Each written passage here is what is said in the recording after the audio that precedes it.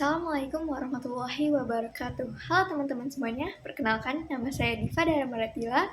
Saya merupakan mahasiswi program studi akuntansi Fakultas Ekonomi dan Bisnis Universitas Syekh Kuala.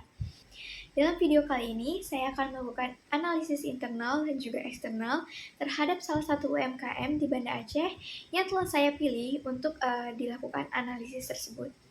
Nah, untuk melakukan analisis ini, saya telah melakukan wawancara dengan owner UMKM yang telah saya pilih untuk dianalisis.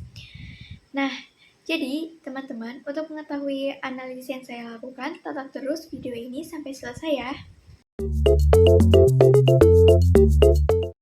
Jadi, UMKM yang saya pilih untuk dilakukan analisis adalah UMKM Mie Baisan yang merupakan usaha kuliner yang menjual berbagai macam olahan mie.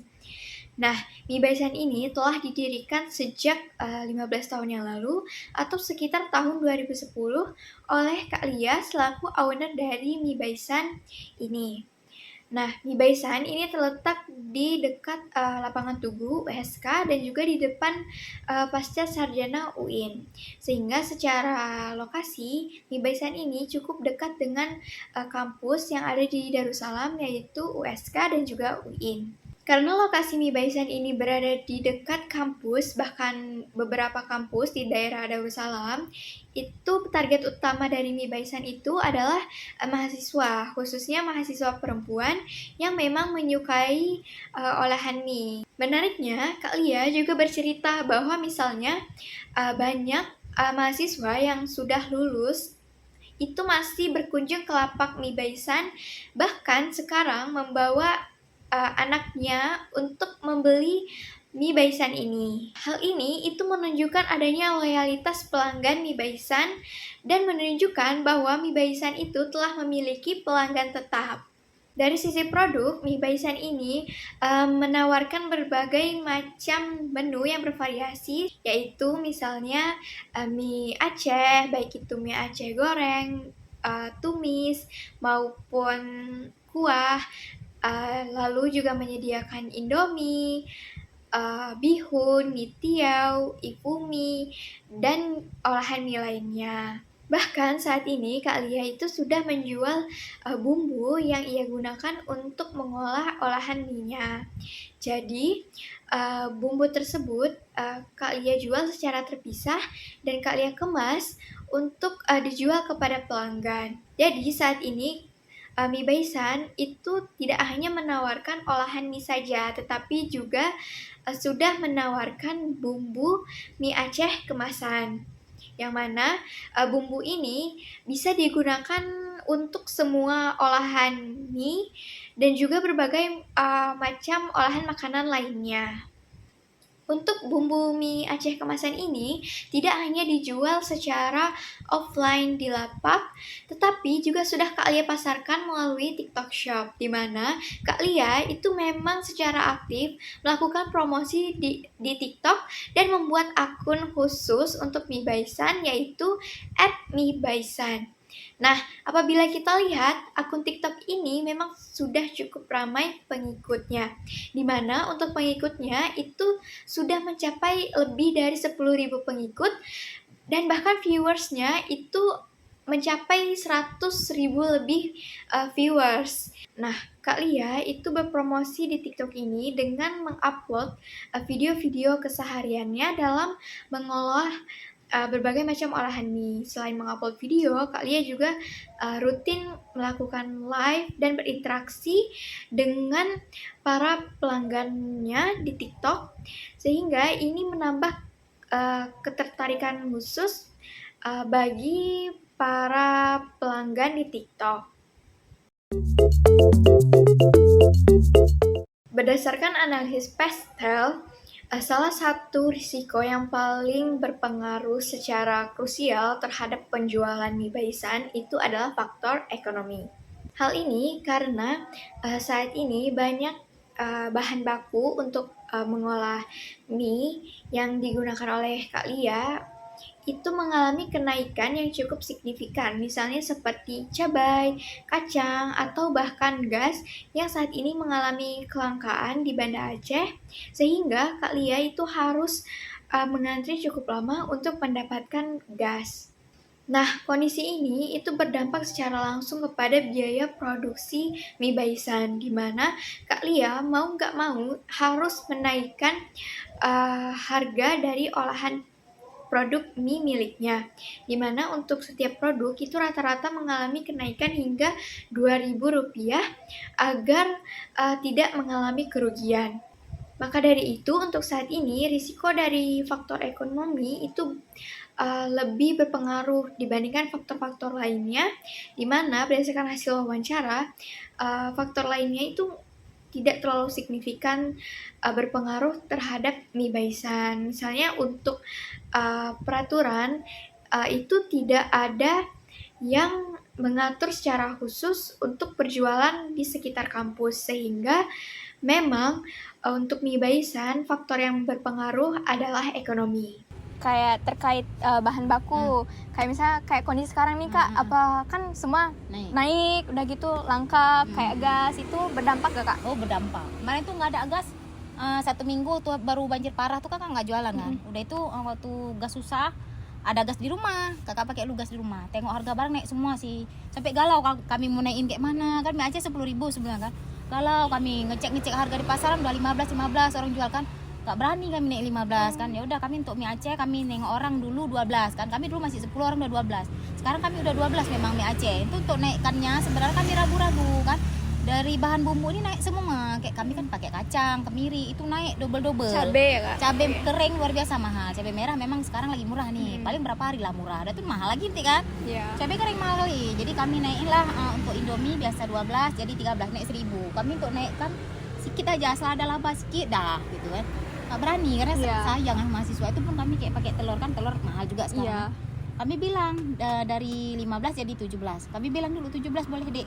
Selanjutnya dari sisi poster Five Force, hal yang paling krusial adalah tingginya persaingan di sekitar lokasi Kak Lia berjualan, di mana di sekitar lokasi mie baisan ini sekarang banyak sekali UMKM yang juga berjualan berbagai macam olahan makanan. Misalnya ada ayam geprek, atau bahkan juga ada UMKM yang menjual olahan mie di samping lapak mie baisan ini. Faktor ini tetap menjadi faktor yang paling krusial karena bisa menyebabkan mahasiswa berpindah dari mie baisan ke UMKM lainnya secara cepat.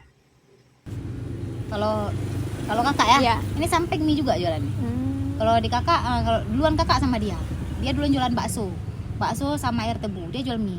Dulu dia jual kakak 7.000, dia 6.000 dulu waktu 2010. Kakak 7.000, dia 6.000. Kakak pakai telur 10.000, dia 8.000. Lebih murah dia jual. Tapi kakak nggak goyang karena mikir gini, rezeki udah Allah yang ngatur. Udah tuh langganan kita pasti balik ke kita. Di Darussalam ini lagi banyak kan, mie ayah, mie dul, mie mur kan deket-deket nih kan. Mie apa lagi banyak sih Darussalam. Nggak apa-apa, nggak takut sih kak. Bukan maksudnya sombong, maksudnya gini, ala langganan datang juga jatuh pak kita pasti kan. Iya benar. Rezeki udah Allah atur, nggak usah takut. Kita yang penting tujuan kayak mana? Misalnya kayak promosi tetap, jadi orang tetap ingat sama kita gitu aja, nggak apa-apa, nggak usah takut. Kita jangan diubah-ubah aja lah bumbunya. Rasanya ya. Udah tuh jangan pelit, maksud kakak naruh tuh jangan pelit kali. Mahasiswa zaman dulu pun masih datang, masih bahkan yang dulu masih sama kawan-kawannya sekarang udah bawa anak gitu. Alhamdulillah masih balik sih langganan lama. Dari sisi kekuatan internal, mie baisan memiliki beberapa keunggulan yang dapat kita analisis melalui Frio. Pertama, dari sisi nilai atau value, mie baisan ini memberikan nilai yang tinggi karena memberikan rasa yang konsisten, berbagai macam produk olahan mie yang bervariasi dan beragam, dan selain itu juga menghadirkan produk bumbu mie Aceh kemasan yang ditawarkan secara terpisah. Di mana berdasarkan hasil wawancara untuk bumbu mie Aceh yang Kak Lia buat itu menggunakan beragam bahan baku yang berkualitas, sehingga rasanya itu konsisten dari waktu ke waktu. Ditambah lagi kehadiran mie baisan di TikTok itu memberikan kedekatan khusus antara Kak Lia dan juga pelanggan mie Baisan. Selanjutnya dari sisi rare itu tidak banyak UMKM mie Aceh yang menjual bumbu mie Aceh kemasan secara terpisah, khususnya di TikTok. Apalagi berdasarkan hasil wawancara, untuk bumbu mie Aceh kemasan milik mie Baisan ini sudah didaftarkan halalnya ke Dinas Kesehatan. Selain itu, tidak banyak warung mie Aceh yang mampu berjualan selama lebih dari 15 tahun, apalagi yang lokasinya itu di kampus yang memiliki tingkat persaingan yang tinggi antar penjualnya. Selanjutnya yang ketiga itu dari sisi inimitable.